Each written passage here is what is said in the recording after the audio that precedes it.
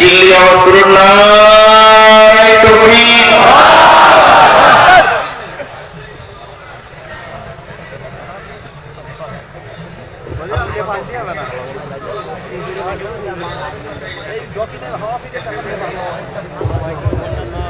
আলহামদুলিল্লাহ, কোরআন তেলাওয়াত করে এখন শোনাবেন জনাব হাফেজ কারি আসহাবুল হক।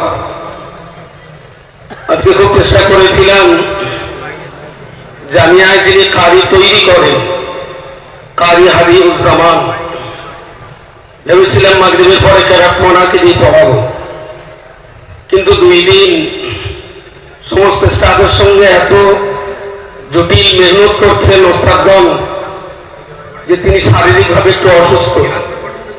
তাহলে এরকম কারি তৈরি হয় জানাবের হাতে, উনি খুব এখনো প্রচন্ড কষ্ট করছেন আপনাদেরই জন্য, যার জন্য বললেন কেরাত পড়াবার মতো শারীরিক সুস্থতা নেই।